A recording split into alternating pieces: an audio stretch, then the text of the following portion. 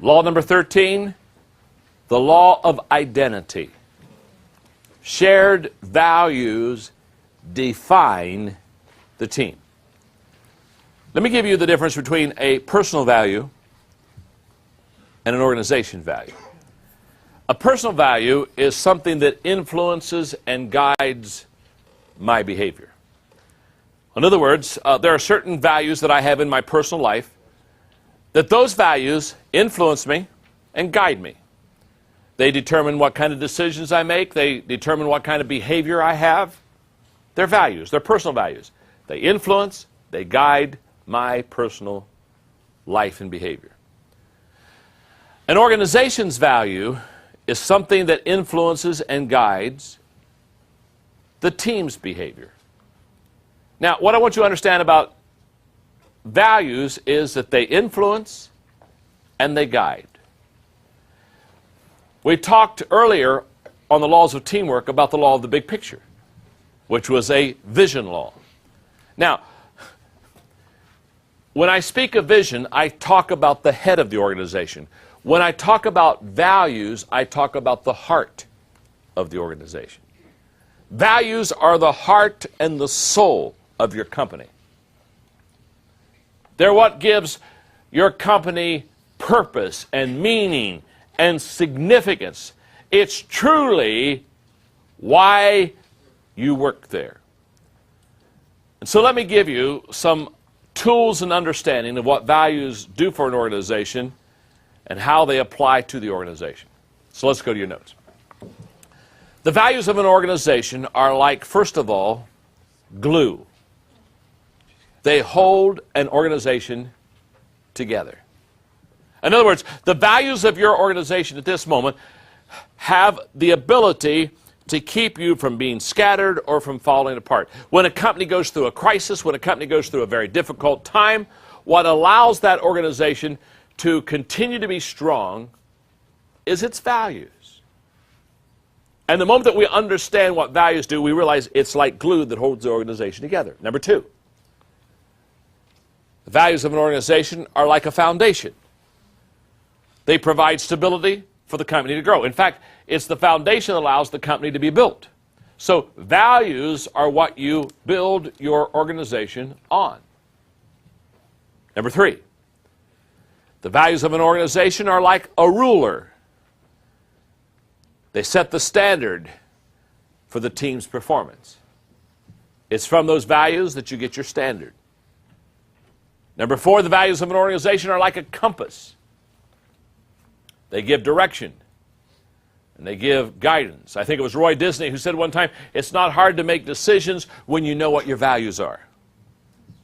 But let me just turn it around. It's very hard to make decisions when you don't have any values. I mean, you're just kind of whippy and in the wind and just kind of go any way that I suppose the wind blows. Number five, the values of an organization are like a magnet. They attract like-minded people. You see, this is the law of identity. Basically, this is saying that the values define the team. So when your team has shared values, these values are being practiced, these values are being observed. So who is attracted to your organization? Like begets like. Birds of a feather flock together. So the people that are being attracted to your organization are people that have like values. So because values are displayed in behavior, they're easily seen, they're easily experienced, they're easily witnessed. And so when people witness those values and they see those values, there's a drawing to that organization of people that have like values. Number six. The values of an organization are like an identity. They define and they identify who the team really is. Now, I can get passionate about values, so let me just talk to you for a moment about one of the values of our company. We have 6 values in our Enjoy organization. But all I need to do is teach one. I don't need to teach 2, or I don't need to teach 3. One will get the point across. One of the values of the Enjoy group is that we truly want to add value to people. I said that in an earlier training tape today. My goal is to add value to people. When I go help somebody, when it's done, I want to say that I've been able to add value. If I've added value to them, I'm a happy person. So that is a personal value in my life. And because it's a personal value in my life, and because I'm a founder, and I'm an owner, and I'm a leader of an organization, that those values have bled through. And I've taught those values to my people. Basically, I've told them the only reason for us to exist is to add value to other people. And if we don't add value to someone, if we don't add value to an organization, if we don't add value to a company, if we don't add value to a congregation, if we don't add value to people, we really shouldn't be doing what we're doing. So let me share with you, when I was teaching this value to my organization, I shared with them 4 ways of how to add value to people. Remember, values are exhibited through behavior. So if adding value to people is a value of my organization, which it is, then I need to teach my people how to truly act out and behave and add value to people. And there are 4 things that you need to do to add value to people. I want to give those to you right now. Number 1. We add value to people when we truly value people. Now, isn't that simple? But it's powerful. Don't miss the statement. We add value to people when we truly value people. What I'm saying is this. If you or I don't truly value people, we truly won't add value to them. Can I tell you what happens when you don't value people? You take advantage of them. You use them for your means. You get all your motives impure in the process. You begin to manipulate. You begin to get into politics. You begin to play games with people. Your agenda gets real fuzzy. You see, you have to truly value people. If you don't truly value people, okay. You may add value to a person in an event or in a moment. But I'm not talking about events and moments. I'm talking about a lifestyle. I'm talking about my goal is to add value to Ron not only today, but tomorrow and next month and next year. And the only way that I can ever do that is if I truly value him as a person. Not value what he can do for me, not value what he's doing for his company, but just truly value him, period. Now, I'm going to give you the acid test to help you know if you truly value people. It's a very simple test. Don't answer it by any visible signs. Just go inside. It's easy, simple. It's a yes or a no. Here's the question. Do you add value to people that you do not know, or people that it's impossible for them to add value back to you? That's a major question. In other words, do you add value to people outside of your family? Outside of your company? Oh, of course you're adding value to somebody in the company, because if you can help them to go to a whole new level, they're going to help you to go to a whole new level. I'm not talking about that. Now, you want to do that. But how about the stranger or the person that you don't know? How is your behavior to people that you're never going to meet again, you're never going to see again? Do you truly value people? See, for leaders, this is a very important question. Because leaders are usually ahead of the pack. That's why they're leaders. They see a little farther, they sense a little bit more, they've got a little bit of edge, and we'll talk about that because that's a teamwork law. But because leaders are a little bit ahead, it's very easy for leaders to manipulate people or to use them for their advantage. And nothing is worse than a leader that manipulates people. Now, you motivate them, but don't manipulate them. When you motivate people, you move them together for mutual advantage. When you manipulate them, you move people together for your advantage. And there's a world difference between the two, so don't get them confused. Okay. So we add value to people when we truly value people. Number 2. We add value to people when we know and relate to what they value. Isn't that simple? Now, this is a relationship teaching point. The only way that you can truly add value to people is get to know them. Because the only way that I can truly know and relate to you, what's your name? Paul. Paul. The only way I can truly know and relate to you is to know what you dream about, know what you cry about, know what you sing about. In other words, when I can identify with those things, now I can relate and identify with you, and now I can add value to you.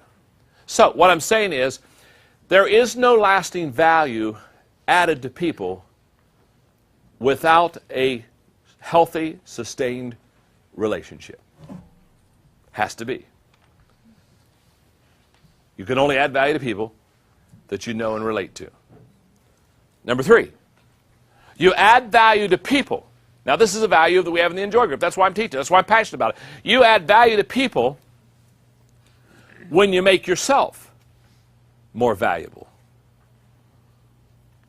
Let me explain that one. You add value to people when you make yourself more valuable. Let me illustrate.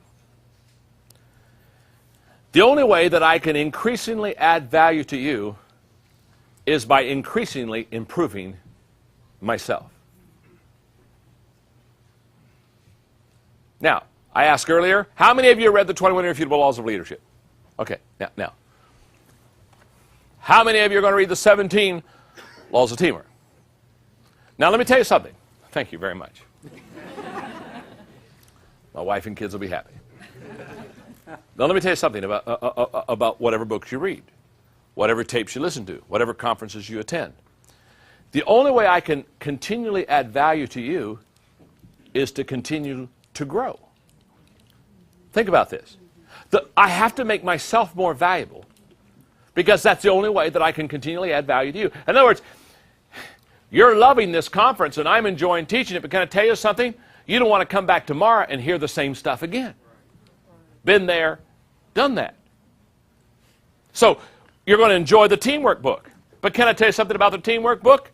Once it's done, you don't want to buy another one. You don't want to say, boy, that was so good, I think I'll buy another one just like it. Not for yourself. You see, the only way that I can continually add value to you is make myself more valuable. So when I was spending some time last summer with New York publishers who were working on my next book, and I was trying to decide which publisher I would go with. As I sat in my hotel in New York City, knowing I was going to see 4 major publishers the next morning, or the next day, I'm sitting there and I'm asking myself the question, what's the question they're going to ask me? And the question I thought a publisher would ask me was, if I was sitting down interviewing me about maybe publishing a Maxwell book, was, you've already written about 20 books. So I've got a question for you. Do you have any more books in you? Isn't that a good question? Or are you running out of gas? Are we getting an empty tank? So I sat down that night and I thought, how many books do I have in me? I don't know, but let it flow. 3 hours later, I have 7 books in me. They haven't been birthed yet. Man, I looked at those 7 books. I said, my goodness, which one do I write next? And I was already writing 2 books, so I'm 9 books out. So the next day, when I went to the publishers and I'm sitting down, sure enough, the first New York publisher looked and said, John, we've read your stuff. We're very excited about potentially developing a relationship here, but we've got to ask you a question. You've written so many books. Do you have any more books in you? I said, I'm glad you asked. Are you ready to take notes? For the next 20 minutes, I walked around publishing boardroom in New York City, and I talked to them about the books that I haven't birthed yet, but the things that I'm thinking about, and gave them the titles and what the thesis was going to be of the books, and the essence of why I needed to teach this book, and why people needed it, and would help them grow. They got excited. You see, they got excited because, you see, they realized that as an author, I'm going to keep growing, I'm going to keep learning, I'm going to keep expanding. I'm not running out of gas. Let me put it this way. If you're leading your people and you run out of gas, the normal tendency when you run out of gas is to stop.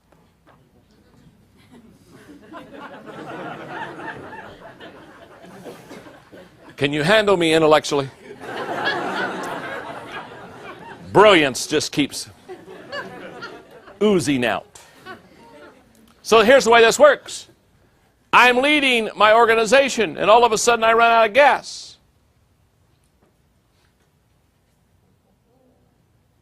I'm no longer leading my organization. I know all kind of people in companies. They still have the position of a leader, but they quit leading a long time ago.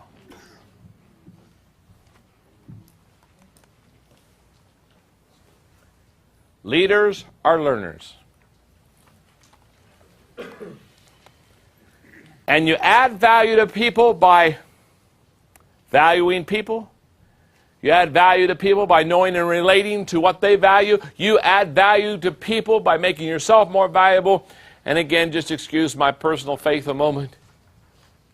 You add value to people by doing the things that God values. I believe that's the only thing that's eternal. I believe everything else is wood, hay, and stubble. So last week I was in the Caribbean with Todd Duncan, who is a major teacher, trainer, leadership development for people that are mortgage professionals, and he had 75 presidents of companies in a room, and I spent a day with them. When I was done, I looked at Todd and I said, I got a question to ask you. Did I add value? Was it worth the expense? Todd gave me a big old grin. He's a big guy, tall guy, gave me a big hug and said, John, you have no idea what you've done for us. Okay, I can get on a plane. I can go home. I'm happy. I added value to people. It's a value in my life. I encourage you, as a team member, as a team, get together, sit together, and begin to outline what your personal values are and what your team values are. And listen to me very carefully. The only way that you can be successful on your team is when your personal values match the team values. When your personal values are out of whack with the team values, you may be on the team, but you won't be effective. That's the law of identity. Shared values define the team.